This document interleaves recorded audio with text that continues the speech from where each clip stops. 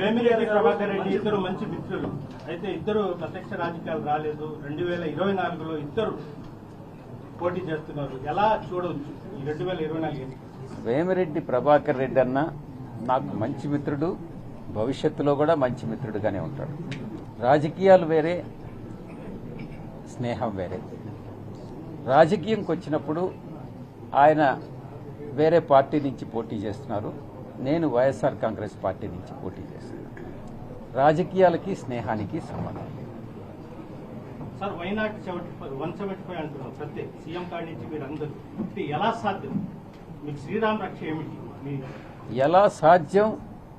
ఎలా సాధ్యపడుతుంది అనే దానికి సిద్ధంగా ఉన్నాననే దానికి మేము ఇప్పుడే చెప్పినాను. నేను మీకు డీటెయిల్డ్ ఎక్స్ప్లెనేషన్ ఇచ్చాను. 175కు 175 లక్ష్యం అన్నటువంటిది సాధ్యపడుతుంది అన్నటువంటి ధీమా, భరోసా మాకుంది. దాంతోనే ఈ ఎన్నికలకు ముందుకెళ్తున్నాం. 175 మాత్రమే కాదు, 25కి 25 కూడా.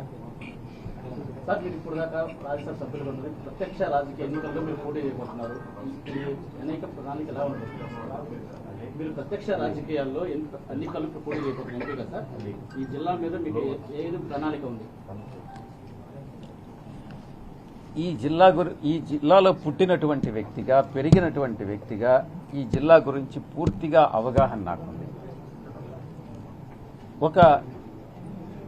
మీకు తెలిసే ఉంటుంది అనుకుంటాను, నేను transport, tourism, culture parliamentary standing committee చైర్మన్గా వ్యవహరిస్తా ఉన్నాను. నేను ఇక్కడ నెల్లూరుకు కానీ కనెక్టివిటీ విషయంలో రైల్ కనెక్టివిటీ ఉంది, రోడ్డు కనెక్టివిటీ బాగుంది, బట్ ఎయిర్ కనెక్టివిటీ అన్నటువంటిది లేదు.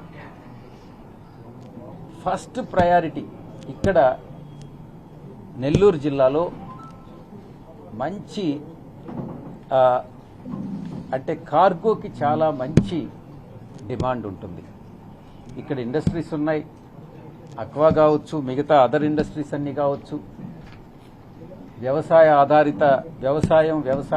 ఆధారిత పంటలున్నాయి. 2 ఓడరేవులు, రామాయపట్నం, కృష్ణపట్నం 2 ఓడరేవులు ఉన్నాయి. ఫిషింగ్ హార్బర్స్ ఉన్నాయి. షార్ ఉంది. షార్ ఆఫ్ కోర్స్ తిరుపతికి దగ్గర కావచ్చేమో. ఇక్కడ ఎయిర్ కనెక్టివిటీ అన్నటువంటిది ఇక్కడ ఒక జిల్లాని మాత్రమే కాదు, నేను ఇప్పుడు చెప్పినటువంటి తలసరి ఆదాయం పెరుగుతుంది, రాష్ట్ర స్థూల ఉత్పత్తికి కూడా దోహదపడుతుంది. కాబట్టి ఫస్ట్ ప్రయారిటీ దగదర్తి ఎయిర్పోర్ట్ని మనం ఇంప్లిమెంట్ చేయాలి. దానికోసం ఒక చైర్మన్గా తప్పకుండా అది సాధిస్తామన్నటువంటి విషయాన్ని మీకు మొట్టమొదటిసారిగా తెలియజేసుకుంటున్నాను. ఇంకా చాలా అభివృద్ధి ప్రణాళిక అన్నటువంటిది నా యొక్క మైండ్లో ఉంది. అది మీకు రాబోయేటటువంటి పత్రికా విలేకరుల సమావేశంలో తెలియజేస్తాను.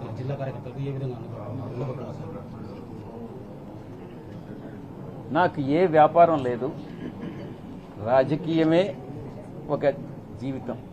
24 గంటలు రాజకీయమే. పార్టీకి నేషనల్ జనరల్ సెక్రటరీగా ఉన్నాను.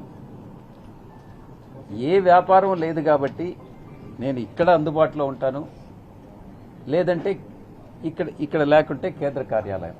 ఇక్కడ 2 కేంద్ర కార్యాలయం విజయవాడలో ఉంటే విజయవాడలో, విశాఖపట్నంలో ఉంటే విశాఖపట్నంలో. నెల్లూరు, విజయవాడ, విశాఖపట్నం, నెల్లూరు విజయవాడ, లేకుంటే నెల్లూరు విశాఖపట్నం. అంతేకాని నాకు వేరే ఏ వ్యాపారాలు లేవు, వేరే యావిగేషన్స్ లేవు. సార్, నిన్ననే మంత్రి జయరాం కూడా పార్టీ వీడి టీడీపీ సార్, ఇంకా కొంతమంది మంత్రులు వస్తారు కూడా టీడీపీ.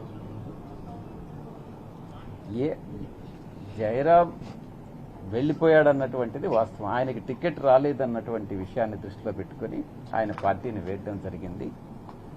పార్టీని వీడాలనుకున్నప్పుడు మామూలుగా రాజీనామా చేసి పార్టీని వదిలి వెళ్ళిపోతారు మంత్రిగా ఉన్నప్పుడు. కానీ మంత్రిగా ఉండి రాజీనామా చేయకుండా అలా పార్టీ కండువా కప్పుకోవడం అని అన్నటువంటిది అన్ప్రెసిడెంటల్. ఆయన చేసింది తప్పు, అందువల్లనే బర్త్రఫ్ చేయాల్సి వచ్చింది.